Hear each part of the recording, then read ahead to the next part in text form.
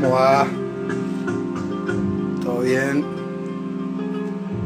Sí, aquí mucho calor. ¿Cómo va? ¿Cuánta gente querida que se va conectando?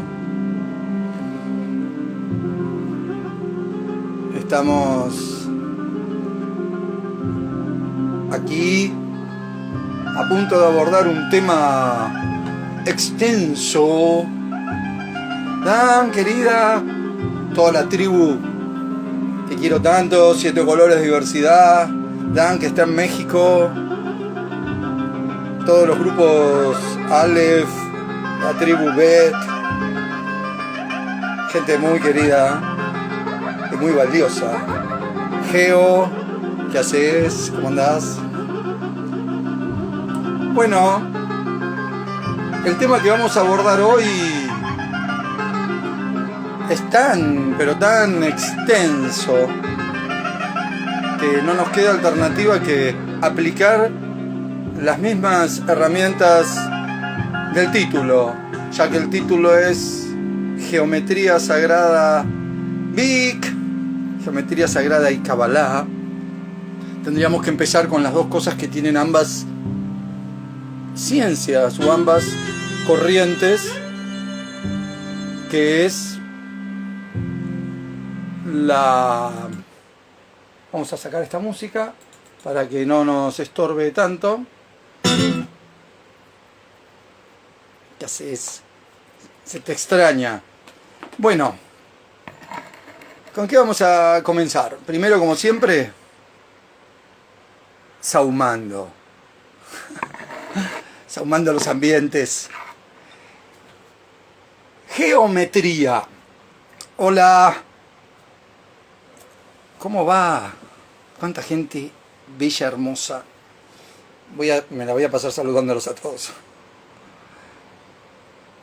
¿Qué es geometría? Vamos a empezar como siempre, a dividir en tres. Ya que esto es geométrico y cabalístico, vamos a dividir esta charla, diálogo, en tres. Y en esta primera parte, como hacemos siempre, vamos a tratar de dignificar. Yo estoy medio chicato y dejo el celular lejos, así que para ver lo que ponen, geo. Muy bien. Claro, lo dice geo, encima Georgina, que todos le decimos geo.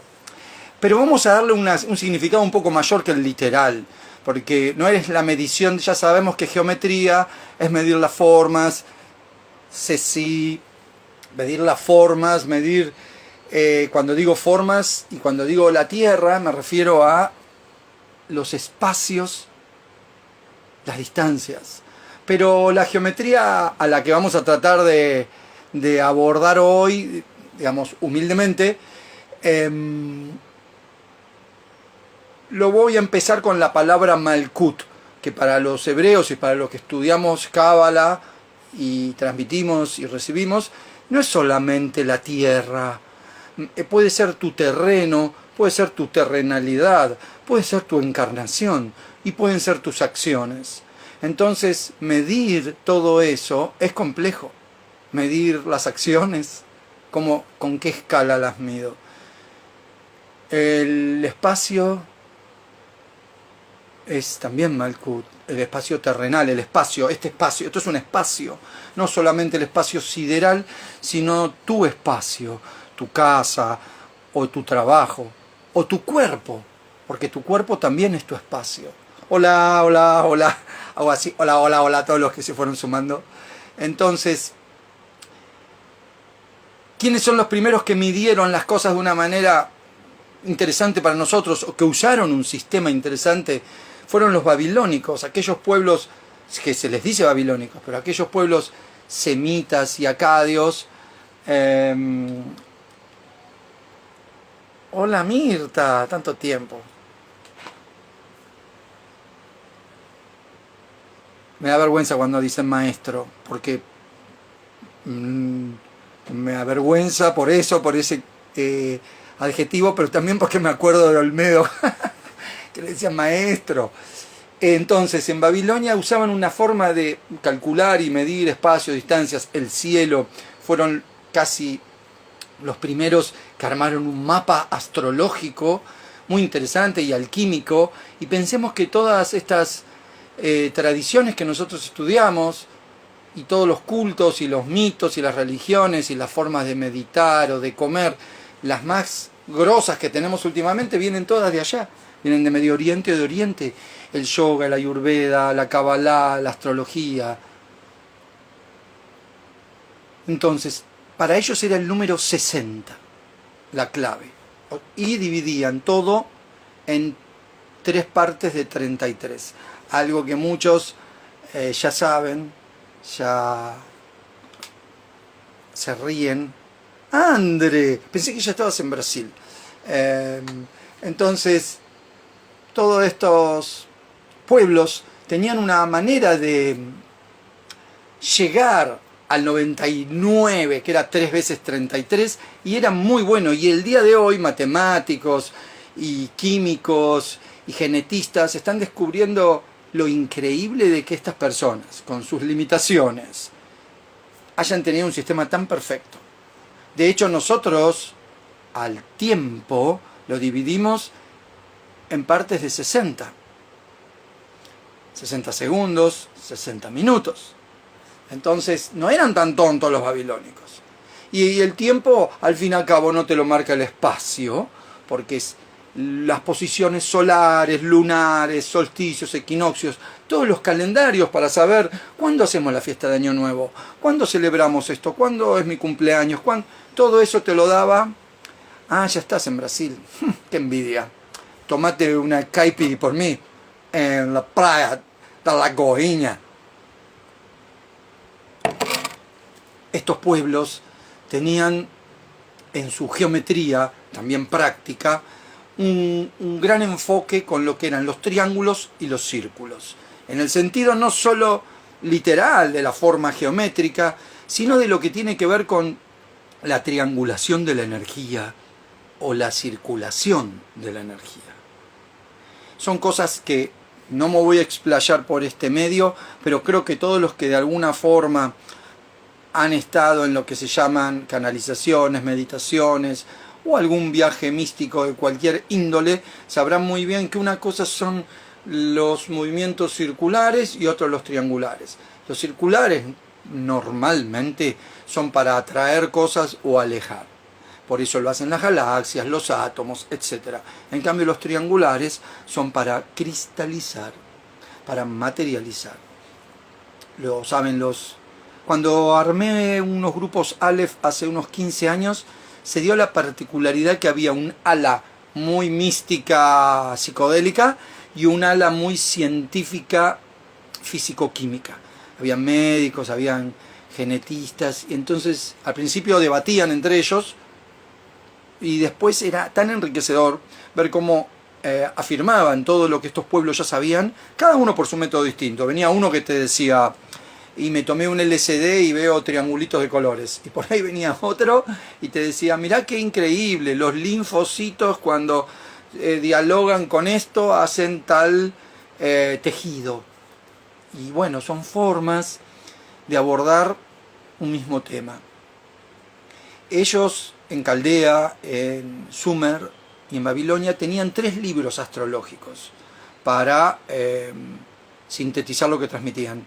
El primer libro se llamaba El Libro de la Vida y solo se lo enseñaban a iniciados, o sea, personas que decidían hacer algo en su vida serio y profundo, sea magos, sanadores, videntes. Entonces se metían en un colegio sacerdotal o escuela de yatus, y los yatus tenían grados, y entonces ese libro de la vida, que se supone que tenía fórmulas, maneras de, desde preparar una planta hasta rezar, hasta meditar, para conectarse con fuerzas elementales. Como era tan peligroso que cualquiera accediera a eso, ese libro que le decían de la vida era solo para iniciados.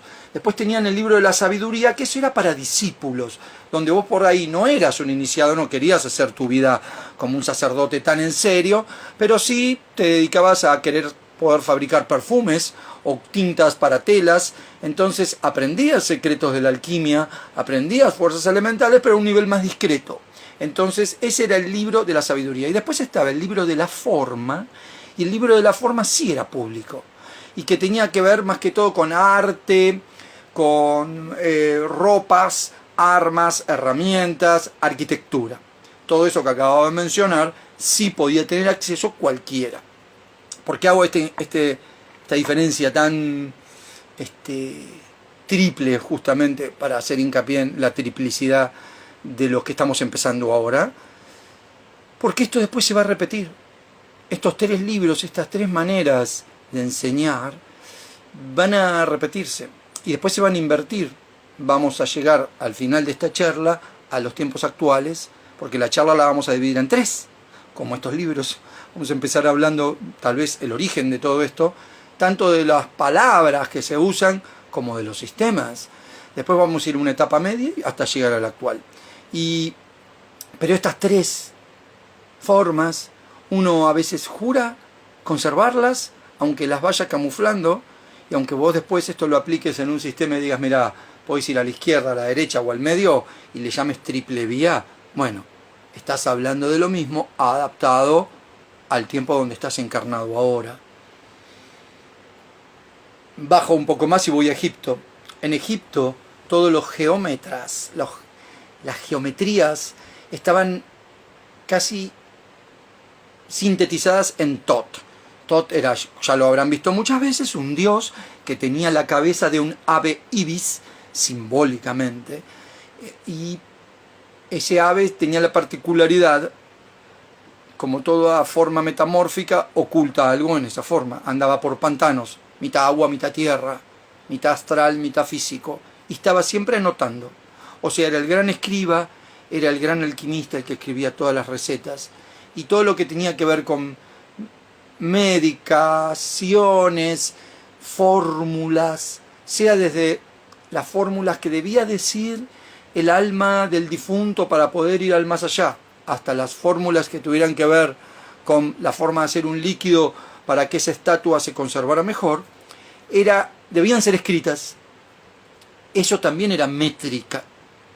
La métrica no es solo la métrica de qué distancia hay para que esta pirámide se conserve bien, sino que eso, que al fin y al cabo es una forma triangular o es una forma esférica, tuviera que ver con otras características. Cuando los egipcios a este Tot lo helenizan, pasa al lugar de los griegos, pasa a llamarse Hermes. Y ya sabemos que Hermes, porque hemos hecho varios vivos sobre Hermes, es como el padre del hermetismo, es un símbolo. Tal vez todos estos personajes que estamos mencionando, ni interesa si fueron personas verídicas, reales, porque muchas veces fueron grupos, fueron escuelas, fueron tradiciones. Hermes, Tot, es lo mismo, es Jod en la Kabbalah, Hermes griego, Tot egipcio. Hermes Tot es entonces la medicina. Hola, hola, hola. ¿Cómo andan? Tengo que saludar, porque después me dicen que no saludo a los que saludan. Entonces, toda esta sabiduría que en Egipto hizo como una explosión, porque han visto el gran avance de la geometría egipcia y de la alquimia y de un montón de métodos alucinantes que tuvieron. Pero la que más hizo bases en Occidente fue la griega. Casi podríamos decir que toda nuestra sociedad, nuestra cultura, nuestros grupos políticos están basados en lo fabuloso que hicieron los griegos, con sus virtudes y defectos. Hablo de los primeros griegos, los griegos de Creta, griegos de Atenas, griegos de Eleusis. Todas esas culturas griegas tuvieron, ya sabemos, no vamos a hablar de estos 2 personajes porque nos llevaría todo este encuentro, pero que Pitágoras y Platón fueron los pilares de la geometría, sobre todo la llamada sagrada. Platón con sus famosos sólidos platónicos, Pitágoras con su recontra poderosa escuela, donde una de las primeras que aceptó mujeres y que era rigurosísimo el método para entrar. Había que aprender geometría, matemáticas. Marianito querido, Qué bueno que hayas estado en casa. Tengo tu regalo acá frente a mí. Entonces, todos estos conocimientos en manos de Pitágoras y Platón, así como en Egipto, Pitágoras y Platón lo transformaron en el templo del saber, educaron sociedades, generaron lo que siempre se debe generar y conservar, no la cantidad, sino la calidad de tus seguidores. No importa que tengas 150.000 seguidores en un retiro o en Instagram, sino que vos puedas presentar a alguno de ellos y que hayan aprendido o que puedan estar aplicando lo que vos les diste en sus vidas. Con eso alcanza. Y si tenés 3, ya es un montón. Porque con un triángulo la cosa prende. Pero hay muy pocos maestrulis y gurúes actuales que vos le digas, presentame 3 de tus seguidores que hayan aprendido el sistema.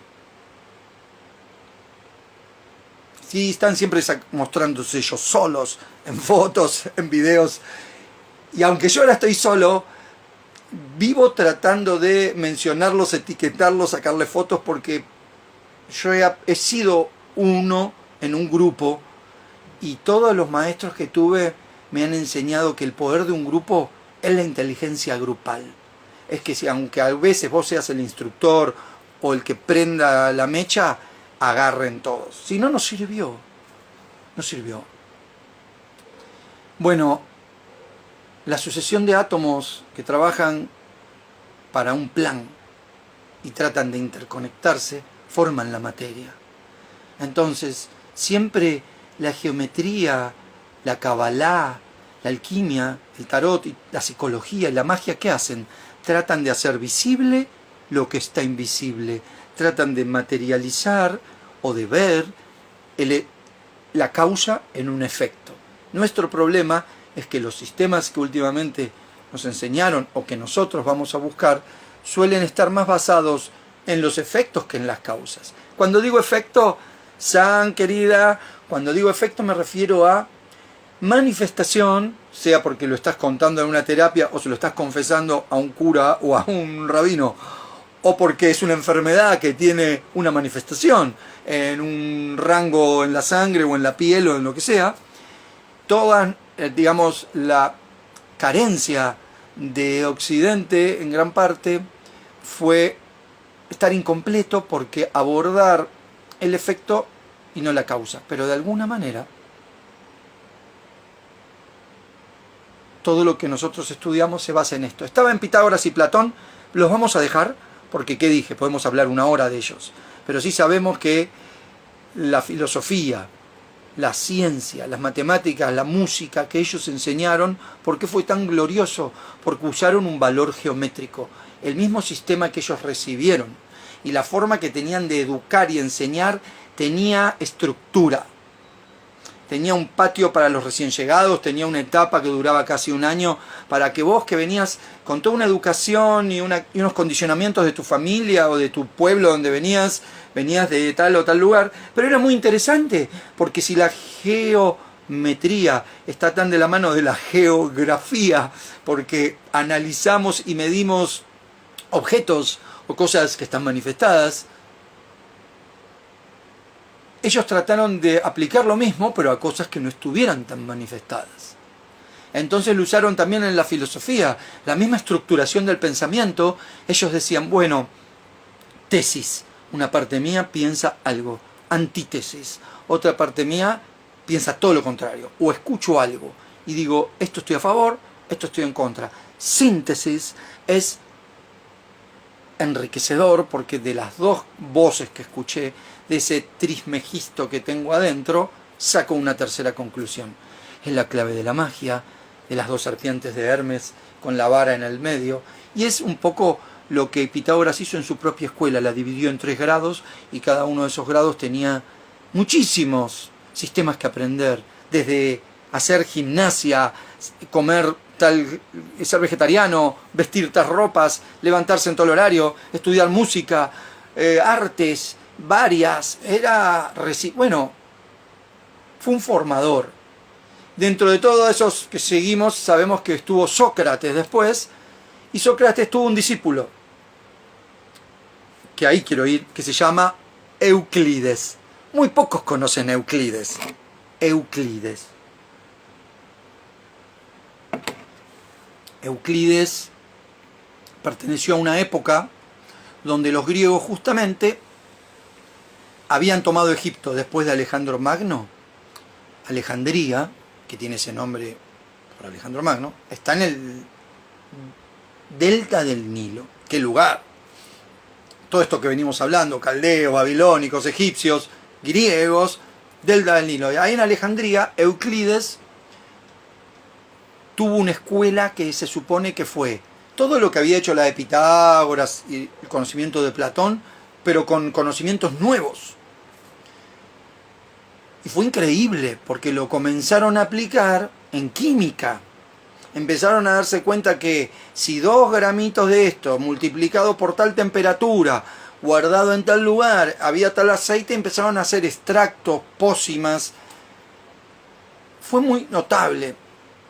Y 4 de los discípulos que tuvo, uno era Ictias, después formaron a su vez otras escuelas. Una de ellas se llamó Escuela Megárica. ¿Y qué particularidad tuvo esta escuela hecha por Euclides, padre de la geometría griega y egipcia?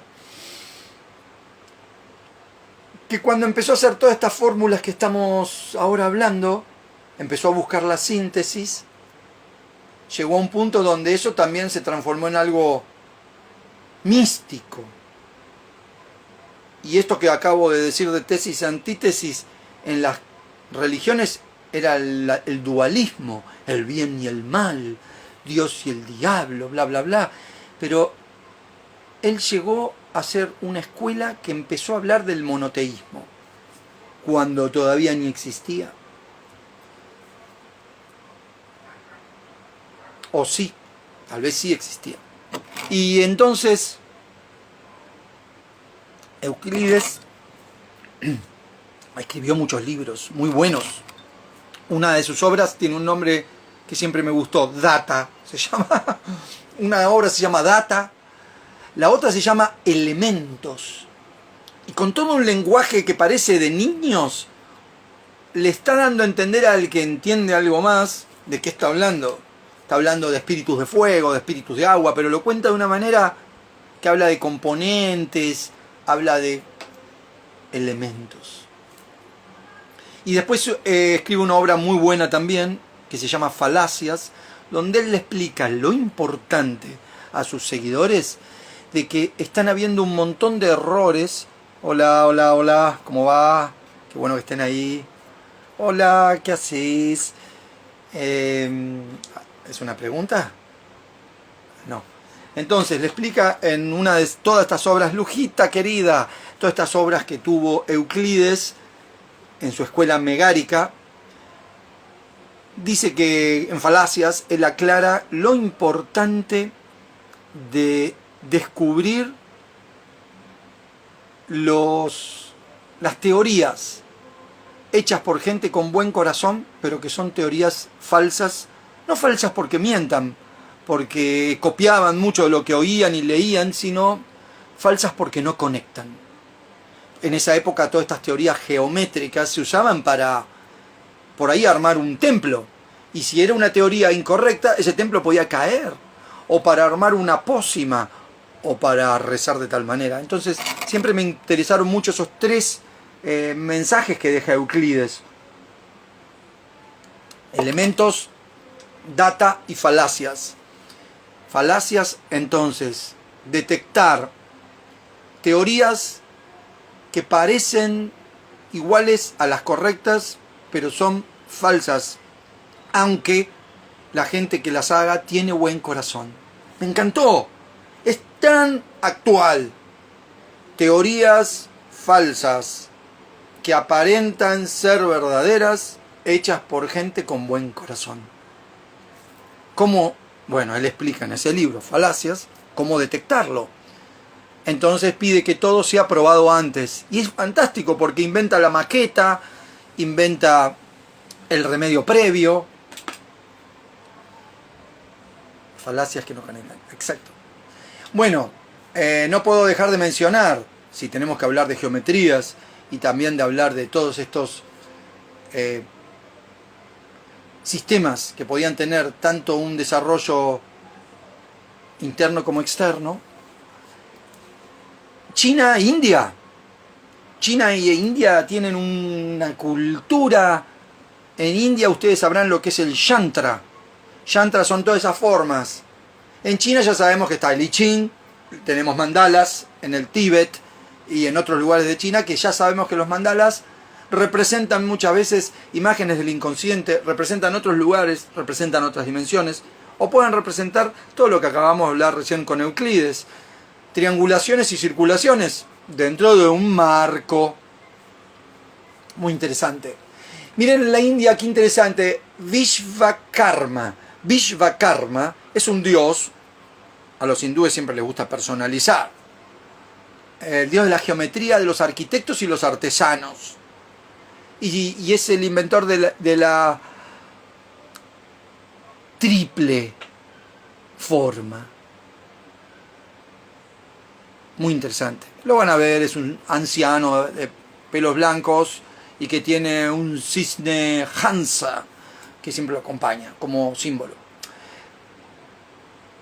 Obviamente, en este recorrido rápido que estamos haciendo por lugares donde este sistema geométrico arquetípico y sagrado tuvo un lado externo para todos, tuvo un lado más privado para discípulos y uno bien secreto para iniciados, no puedo evitar otro pueblo alucinante que son los mayas toltecas, ya en Centroamérica. Hay que hacer una aclaración. Tolteca no es solamente un pueblito que lo pueda encontrar un antropólogo, un arqueólogo, es mucho más. Tal vez los toltecas nunca han desaparecido. Tolteca es un sistema, es un modo, es como un estilo de transmisión, es un lenguaje sagrado. Tal vez es una gran hermandad que siempre estuvo en otro lugar y muchos pueblos se hicieron llamar así. Es como decir el tronco semita o lo indoario. ¿Quién sabe? Yo tengo la particularidad teoría que los toltecas y los mayas fueron, igual que los egipcios y los babilónicos, los grandes sabios de América. No tuvieron la posibilidad de continuar con ese desarrollo porque les llegaron los barcos de los españoles. Pero si hubieran podido, quién sabe si no serían Japón, si no serían India, si no serían China.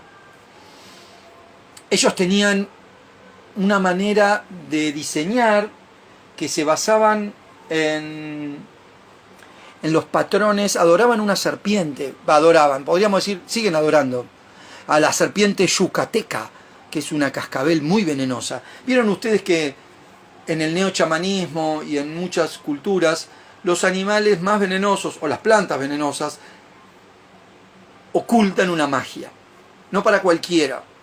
Ocultan la magia de que obviamente son retóxicas, entonces pueden ser drogas muy poderosas, pero también pueden ser remedios muy poderosos.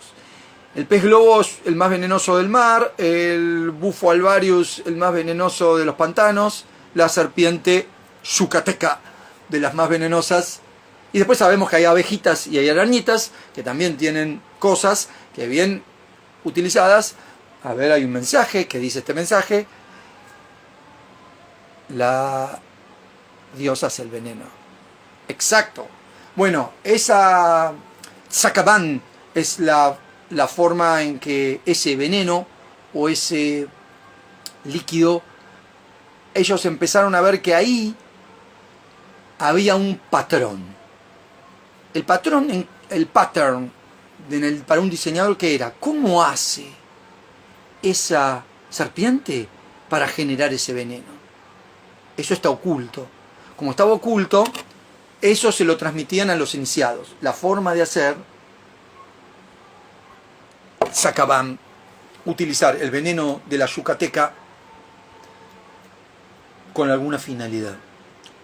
Pero luego hicieron un estudio de su piel y se quedaron fascinados con su piel. Y todas las tramas, por ejemplo, este peine aborigen, está hecho con un patrón de diseño imitando la yucateca, imitando el patrón de diseño, y para ellos, si la serpiente usaba ese patrón de diseño, algo sagrado había.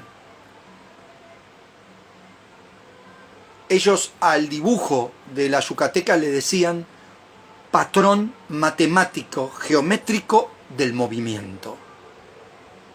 Y me encantó, patrón matemático, geométrico del movimiento.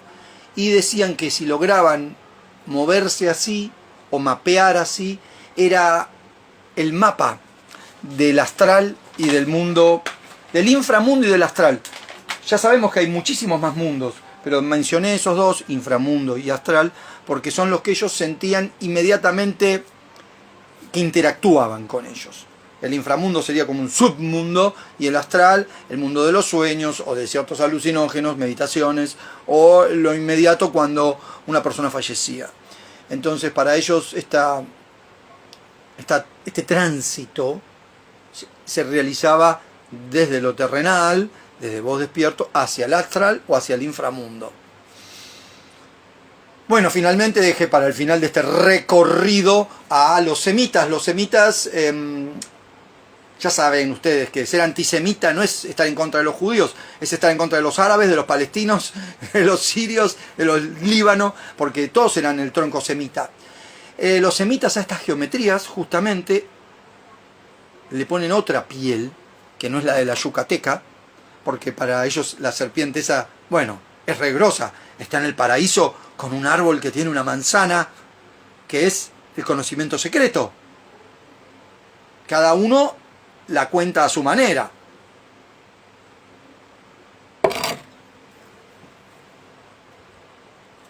Hay una cábala que los pueblos hebreos y semitas, también, al igual que los griegos y que todos estos pueblos que estuvimos hablando, tenían tres formas de transmitirla. Para iniciados, reservada, esa la tenían los esenios; para discípulos, que lo tenían los saduceos; y para el pueblo, que lo tenían los fariseos. Entonces aplicaron una cábala dividida de esas tres maneras. Una cábala muy secreta. ¿Qué tenía la cábala secreta? Letras con valores numéricos que sumados daban tal cosa, visualizaciones de formas geométricas que permitían viajar en el tiempo y el espacio, maneras de dialogar con ciertos arcángeles. ¡Qué actual todo esto que estoy diciendo! Y ocurría 400 años antes de Cristo. Los esenios tenían el sistema enoquiano para conectar con cosas llamadas Metatron, Merkabah, Enoch, árbol de Sefirot. ¿Cuántas cosas? Letras hebreas,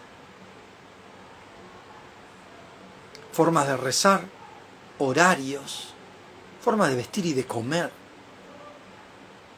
formas de tener sexo para atraer nazarenos esenios al mundo que tuvieran alguna particularidad diferente.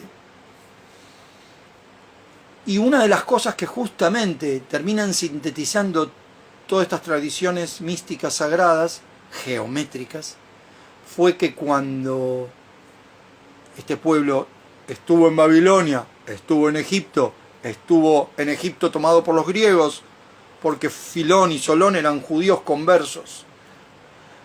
Los hebreos tuvieron esta característica, siempre se tuvieron que convertir al imperio donde vivían.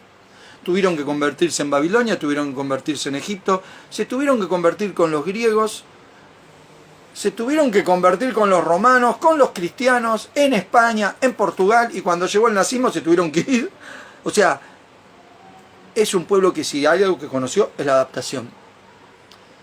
Pero en aquellos tiempos, el árbol de las esferas de la Kabbalah es geometría pura, es geometría sagrada. Normita querida, ¿cómo te va? Puedo mencionar por ejemplo, a Bulafia, a Rabí Akiva, a Calónimus, a Isaac el Ciego, a Asriel de Gerona. Un montón de personas que, siendo cabalistas de distintas épocas, conservaron, y algunos hicieron las tres al mismo tiempo. Por ejemplo, Akiva tenía una escuela muy secreta donde entrenaba maestros y donde hablaba estas cosas que mencionamos. Metatrón, Merkabah, nombres divinos, arcángeles, fuerzas elementales, letras, números, días y horarios de la semana. Más geometría que eso no puede haber. La síntesis de todo esto que estamos hablando la hizo el famoso Salomón o Suleimán, que dijo, bueno, ok, quiero un templo. Basta de ser nómades, basta de andar de acá para allá, de adorar ídolos, quiero un templo. Y ese templo tenía que tener ciertas medidas geométricas y paredes y piedras preciosas tales, porque tal zafiro tiene tal energía y tal rubí y tal amatista y tal y bueno, y armó un lugar impresionante. Ese templo de Salomón se diferenció de los demás porque Salomón y otras tribus más que habían por ahí dijeron: hay que adorar formas geométricas, no ídolos. Dios no puede tener aspecto humano. Esa es la necesidad del pueblo.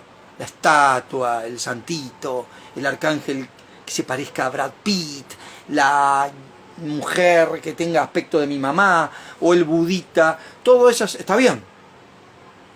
Ya vimos que hay una parte que la forma es para lo público popular, el discípulo atiende ciertos sistemas y el iniciado sistemas sagrados. Bueno, Salomón dijo: quiero las tres cosas. Quiero un templo donde pueda entrar la gente, tal día de la semana, pero que haya una escuela de sacerdotes adentro y otra privada. Entonces creó lo que se llama el esquema de logias, que ya existían obviamente en el mitraísmo y en el zoroastrismo, pero él lo adaptó, lo creó uno nuevo, un sistema nuevo. Luego también vinieron los musulmanes, y los musulmanes hicieron cosas maravillosas. El sufismo, la arquitectura islámica, la geometría que han hecho, la han llevado a niveles que en aquellos tiempos eran realmente espaciales. La capacidad que tuvieron de dibujar, de pintar, de armar mezquitas que todavía hoy están en pie y son hermosas. Fueron los primeros en aprender a operar ojos, en ser cirujanos, porque toda esta geometría les permitía saber fundir metales de una manera única. Entonces tenían los barberos judíos y los cirujanos musulmanes, fueron los grandes médicos requeridos por todos los reyes de Europa. Entonces ganaron altísimo prestigio.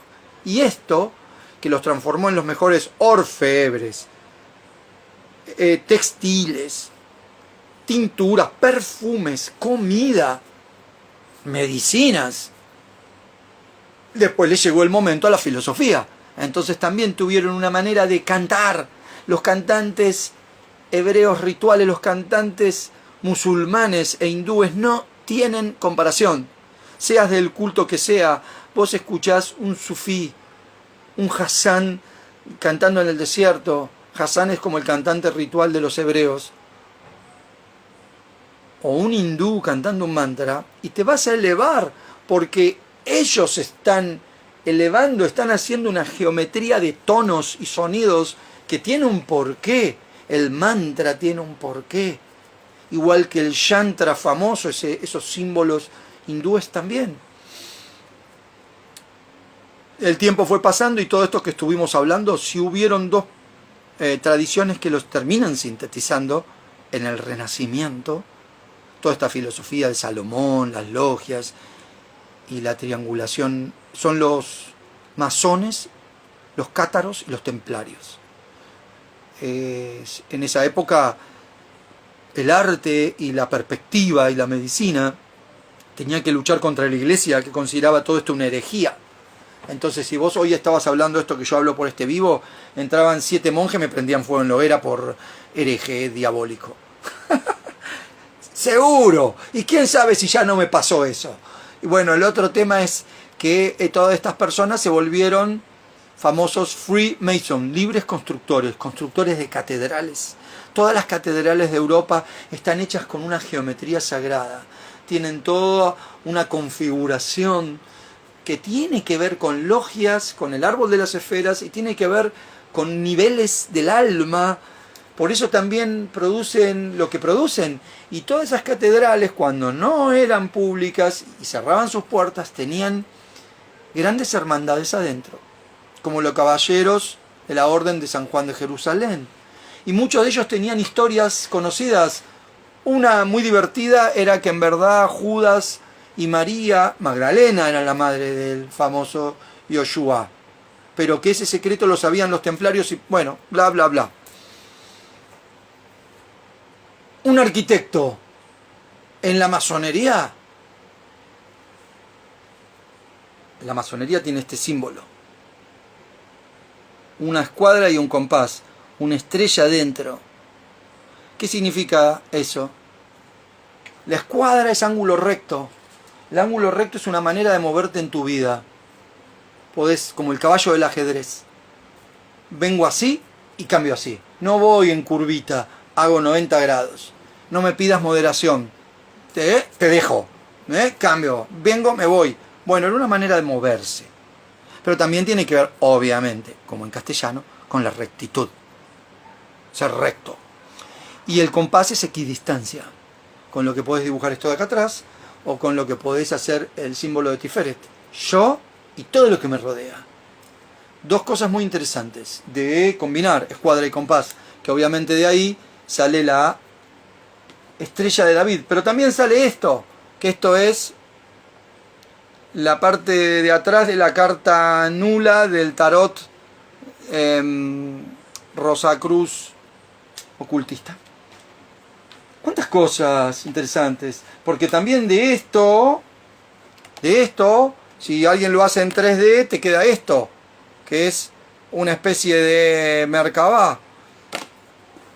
Todo eso que estamos hablando, los hebreos, los semitas, se hicieron un talismán que se llamó sello salomónico o estrella de David, que era el padre de Salomón.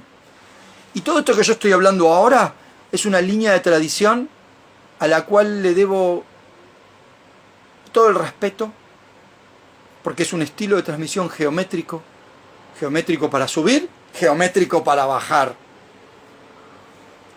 lo que sea, que se llama Malkut Bet David, el reino de la casa de David.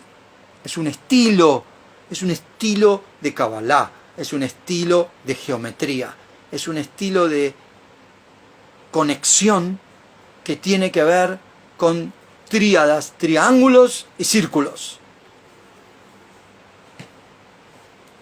Eso lo sabían Bernardo de Chartres, el líder de la escuela que funcionaba dentro de la catedral de Chartres. Qué lugar la catedral de Chartres, ¿no? Con ese laberinto que tiene en el fondo. El diseño tiene 4 ramas muy interesantes. Por lo menos el que a mí me enseñaron y estudié, que es el conceptual, el visual, el relacional y el práctico. Conceptual, visual, relacional y práctico. Si sos un diseñador. Ahora, en la masonería Dios se llama gran arquitecto. Y el gran arquitecto tiene muchos diseñadores. Y la mente del diseñador necesita dibujar, necesita darle una forma a la función. Forma, función. Estos dos conceptos que acabo de decir, los años que trabajé en Biomimicry Argentina con Mónica Cohen, una arquitecta que representa acá en el país a una escuela de diseño y de conocimientos de la naturaleza y de los patrones de la naturaleza aplicados a un campo altísimo del bienestar de la humanidad, de la ecología, de muchísimas cosas. Biomimicry o biomímesis busca siempre saber cómo la naturaleza hace tal cosa. Es muy raro que la naturaleza haga algo errado. Desde la cáscara del coco, la telaraña, el panal de la abeja, la piel de un animal, tiene un misterios. Y si el ser humano aprende algo de eso, lo que va a hacer va a estar bueno. Algo debe tener el nido de hornero. Y yo voy a un temazcal y ¿qué estoy imitando? Con la forma que estoy haciendo. Y algo debe tener esto, y algo debe tener lo otro. Y el pico del colibrí y el tren bala y todo. Es una ciencia muy de vanguardia. Se está empezando a estudiar los secretos que tienen las nanoestructuras. Y hoy la NASA y los laboratorios pagan fortuna para que los aborígenes les digan para una patente medicinal cómo tal planta genera tal... Y estamos viviendo en un momento donde la gente empezó a darse cuenta que el hongo, que el coral, que tal raíz, que tal esto, que tal lo otro. Bueno, hay además de biomimicry, después me conecté con un culto dentro de la masonería y un culto que se llama Memphis Mizraim. Vieron que hay un personaje, Garibaldi, muy famoso, está ahí en Plaza Italia arriba de un caballo. Bueno, ese personaje ha hecho muchas cosas que nadie sabe. Además de ser un gran militar y un gran navegante y luchar por la independencia de Italia y la unificación, tuvo toda una vida que lo trajo hasta Uruguay. Y en Uruguay formó parte de logias masónicas. Tuvo la desgracia de tener que enfrentarse al almirante Brown y se tuvo que escapar. Pero fue el que unificó el rito de dos tradiciones distintas de la masonería y de los Rosacruces. Uno era el culto de Memphis y otro era el culto de Mizraim. Y él los unió y formó una hermandad que en vez de tener 33, volvemos con cómo empezamos, en vez de tener 33 grados, la masonería, que era el ritual escocés, el ritual de Memphis, Mizraim, pasa a tener 99.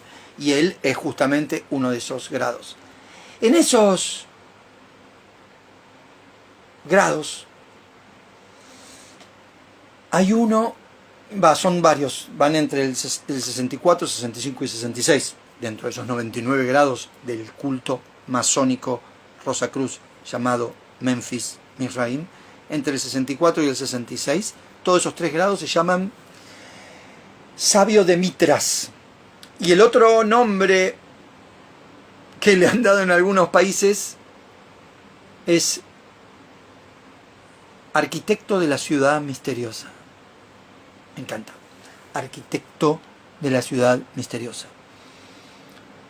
Bueno, obviamente que cuando uno se conecta con biomimicry y con biofilia, también se da cuenta que si los balcones o tales construcciones emulan o se conectan con un montón de cosas que yo estoy sintetizando muy breve ahora, pero son un montón de cosas que hay que estudiar, ritmos de la luz, de la temperatura, del viento, pero si esas estructuras se acoplan a cosas de la naturaleza, de ese lugar, de ese bioma, sea sus balcones, o sus caños, o sus cosas, ese Lina pone forma, función, correcto, forma y función. Justo voy a eso. La abeja, el hongo, la diatomea, la piedra, todas esas cosas son geometría sagrada. Solo mirar una gota de agua con un microscopio de barrido electrónico y ver las formas que hay adentro de la gota de agua, se van a sorprender. Googleen, pongan diatomeas, microorganismos celulares que son los orígenes de la vida en el planeta. Estuvieron antes que todos nosotros y antes que cualquier cosa, o sea que ahí hay algo de Dios. Los primeros designers, los primeros diseños, los primeros prototipos, que normalmente eran o unicelulares o tenían una forma... Miren qué lindos, por ejemplo, este me lo traje de Pernambuco. Este de la isla de Amapá. No es un diseño geométrico sagrado perfecto. Y hay que hacer esto, hay que diseñar esto, hay que ser un designer. ¿Qué compás usó este muchacho que vivía acá adentro para hacer esta forma? O esta otra.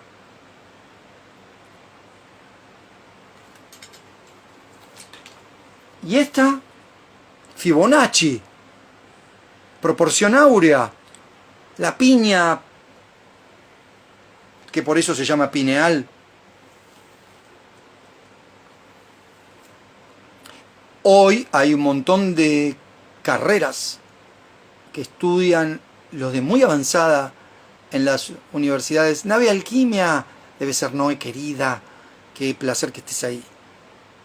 Con ese nombre, Nave y Alquimia, la geometría y la Kabbalah la vas a entender más que nadie.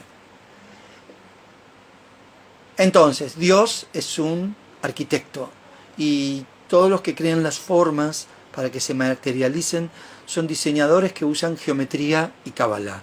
Todo esto que estuvimos hablando. En las ciencias hay algo muy ahora en avanzada que se llama diseño paramétrico y diseño regenerativo, que en toda la tecnología 3D, y lo habrán visto en este último mundial, en la forma de los estadios y todas las últimas construcciones que hacía Zaha Hadid o Tadao Ando o Niemeyer, toda esa manera llevada a gran escala, al fin y al cabo está reproduciendo ritmos, ciclos, todo esto que les acabo de mostrar. Lo está reproduciendo. Todas las formas de los domos, todas las estructuras geodésicas, todas las claves que se están usando en nanoestructuras para que tal nave de la NASA ejerza menor resistencia a la presión o a la temperatura. Se están encontrando el conocimiento de todo eso en la naturaleza. Están encontrando en la naturaleza. Ahora, parte de lo que estamos... Hola, ¿cómo andan? Parte de lo que estamos incorporando también es que la palabra geometría se empezó a partir de un momento de la humanidad a usar también desde un aspecto psicológico, desde un aspecto místico, holístico. Entonces dividimos este encuentro en tres para ser geométricos, para ser Memphis misraíticos, babilónicos y euclídicos, y esa división en tres hace que entremos ahora en la tercera y última parte, que es más moderna, contemporánea, actual. Nuestro querido Jung, gran genio, y se dedicó toda su vida a incorporar conocimientos de todos lados. Y pudo salir de ese esquema estructurado freudiano, lacaniano, piagetiano de reflejo y forma para poder acercarse a la función. La función estaba invisible, la función era la causa, y la causa tenía que ver con el inconsciente, con aquello que viene de otro lugar, y aflora ¿en qué? En imágenes del inconsciente que necesitan un vehículo, necesitan una forma para aparecer. Y él a esa forma obviamente le decía arquetipo, y ese arquetipo tenía múltiples manifestaciones. El tarot es eso, pero podríamos decir que si hay algo que une a todo lo que estuvimos hablando de arte, diseño, alquimia, Kabbalah y masonería con la psicología, son los arquetipos y los patrones. ¿Qué es un patrón psicológicamente hablando? En el diseño ya lo sé, es algo que se repite en una secuencia. Y psicológicamente, y debe ser algo que se repite en tu vida con una secuencia. Muy interesante, ¿no? Después el tiempo pasó y llegó la época aeroespacial y la humanidad empezó hola, gracias. Empezó a incorporar la idea de los ovnis, la idea de que podían venir hermandades galácticas y confederaciones de arturianos, pleyadianos, y se creó en 1970 metafísica, la escuela de metafísica y los 7 rayos, y empezó, después de Blavatsky y Rudolf Steiner, se empezaron a mezclar con un montón de cosas, y todo esto que venía siendo sagrada, toda esta geometría y estos arquetipos, terminaron siendo populares. O sea, se invirtieron. Eso que era solo para iniciados, después habían discípulos y después había popular, todo ese lenguaje y las formas terminaron siendo populares. Y bueno, ya sabemos qué pasó. Los fractales, el LSD, los flower power, las sectas, y entonces se empezaron a vender adornitos y se empezaron a hacer que esto, que el otro, que esto, que tomá y llévate esto y colgalo en tu cocina, entonces los ravioles te van a salir más energéticos, y la gente se pensó que con la forma alcanzaba, la forma externa. Entonces empezó a existir la famosa Hermandad Blanca y hubieron un montón de maestros que en aquellos tiempos empezaron a venir a California, México y Córdoba. Esos 3 lugares. Y empezaron a tener un montón de teorías, bla, bla, bla.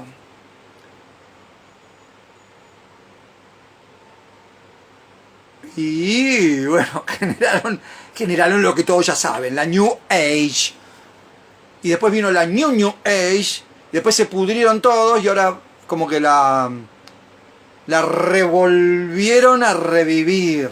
Le pusieron nuevos personajes, como en las películas, ¿no? Le volvieron a poner, dijeron, che, ahora en vez de estar José de Ser corriendo por Capilla del Monte y con Alcoyanis buscando a un hombre de 3 dedos verde, ahora te dicen que te va a bajar un nombre cristal a tu ADN y se va a llegar solo, ¿eh? Entonces te llega Cajeta Merquera.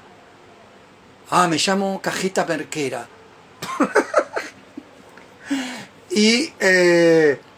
Pero esto ya pasó, chicos. Esto es un patrón también. Es un patrón de lo que Euclides dijo.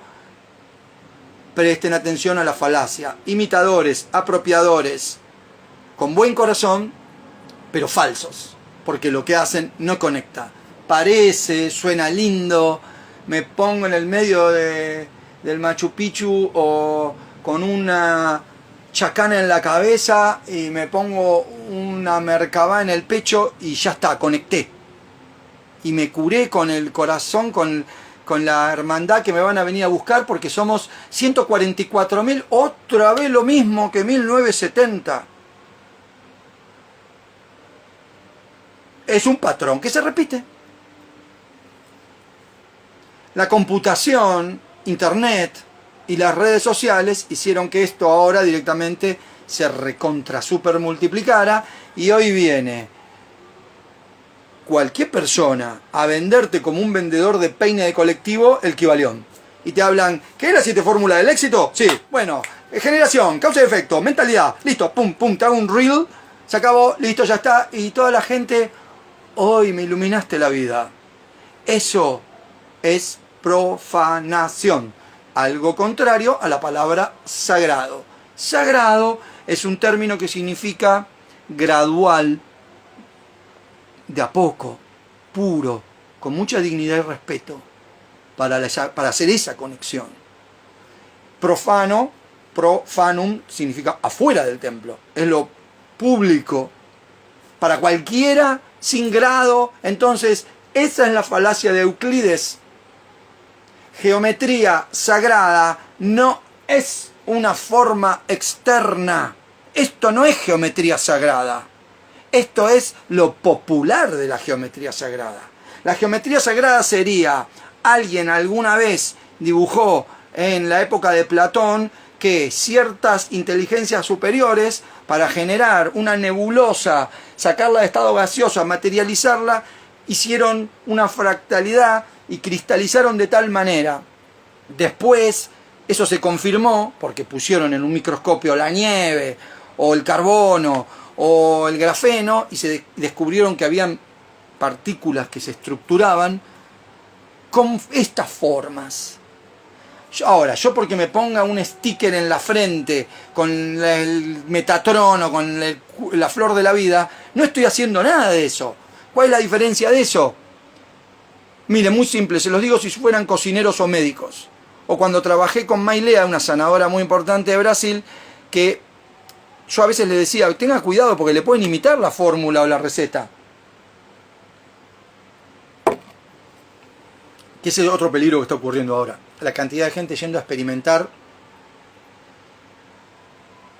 cosas porque tienen la palabra sagrado. Planta.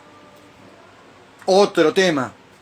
¿Quién te dijo a vos que sos un neófito, que saliste de un termo hace 2 años, que estás autorizado para usar plantas sagradas en un retiro, que no tenés la menor idea de cómo contener a alguien que tenga un brote psicótico, no saben cómo manejar energías del inframundo, y esa gente anda diciendo cualquier cosa, usando cualquier cosa?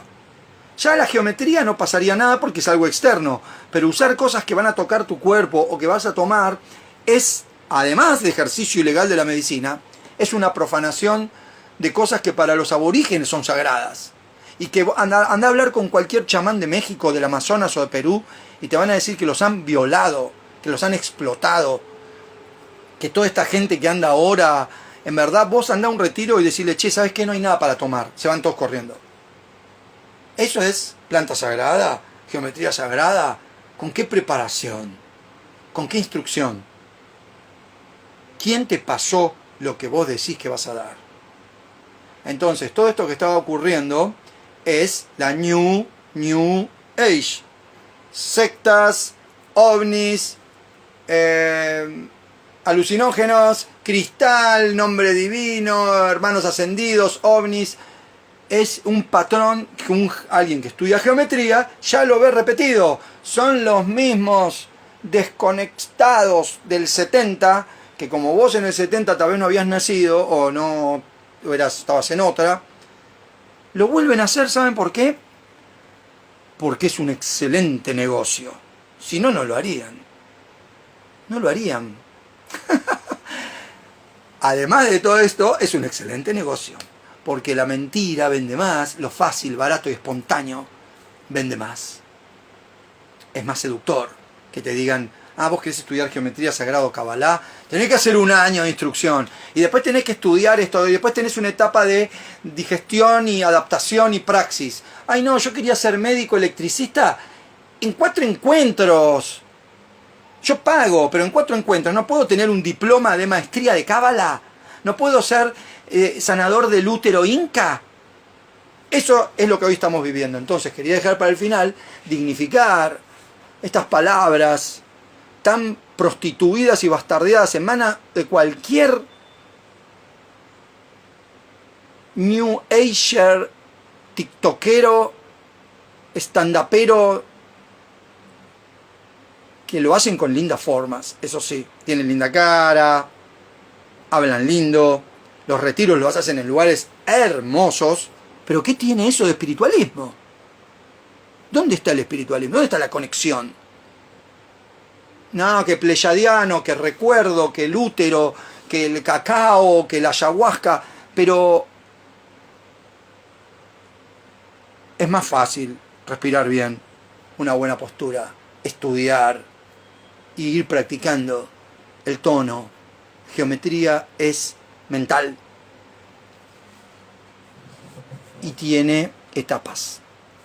En Aleph tratamos, el Aleph es el nombre del taller que hace 28 años armo sintetizando un montón de conocimientos que recibí de Eduardo Caleaey, que tenía el programa Holograma en el Señal Infinito y que fue mi padrino y maestro en el Círculo Hermético de la calle Alsina, mi madre profesora de yoga, que desde chico nos leía Krishnamurti, Gandhi, Rabindranath Tagore, Vivekananda, casi mi primer maestra, Nicola Di Leo, un gran pitagórico,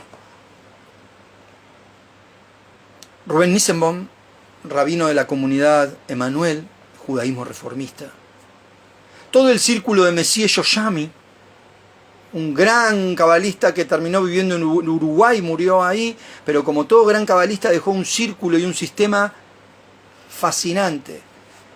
También debo agradecerle a John Salai, que desde algunos encuentros, aunque no coincidíamos en enfoques, teníamos muchos puntos en común con la música, la psicología social y las ganas de armar talleres para transmitir lo que uno aprendió y debe dignificar.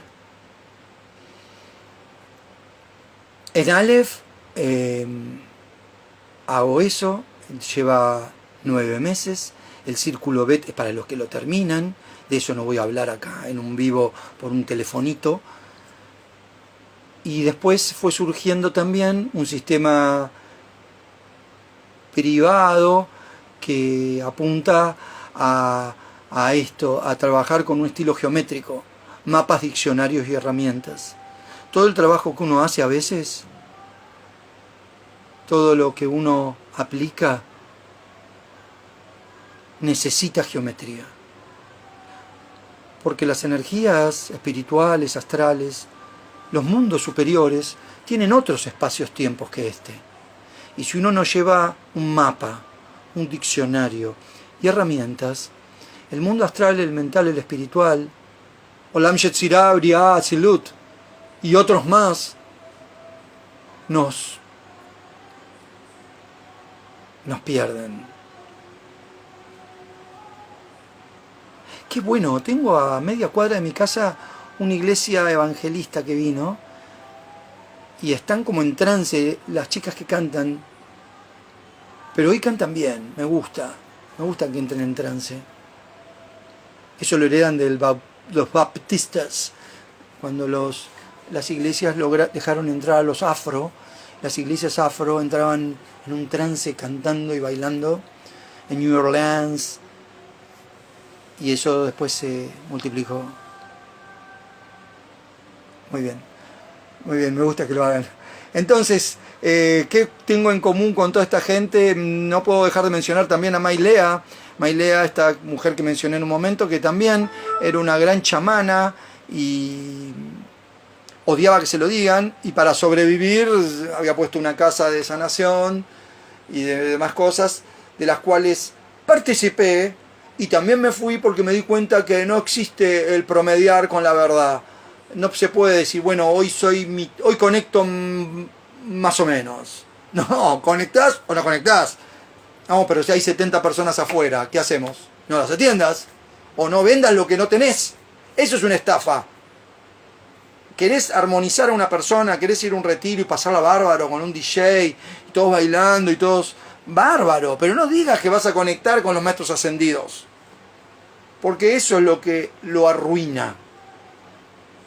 Mapa, diccionario y herramientas. Eso es geometría, ingredientes, fórmulas y lo que sale de eso.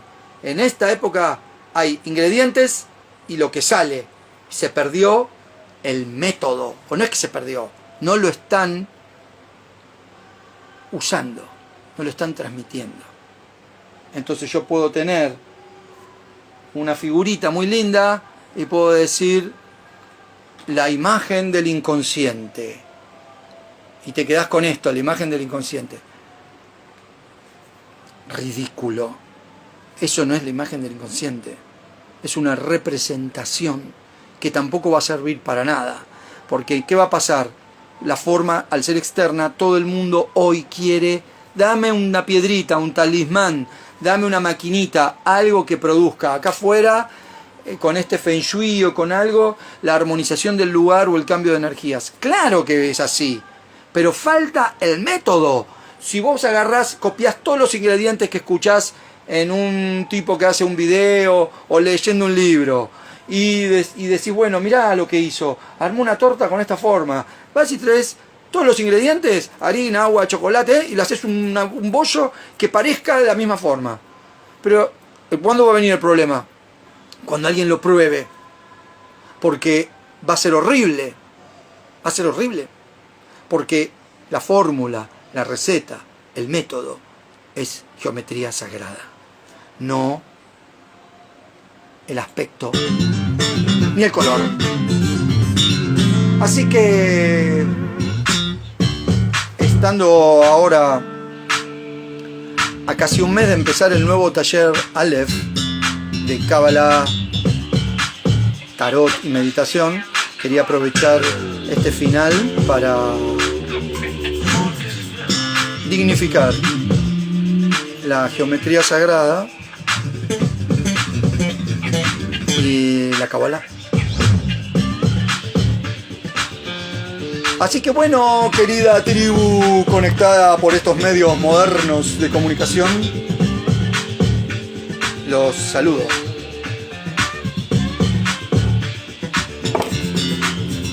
Que tengan un hermoso final de domingo caluroso en Argentina.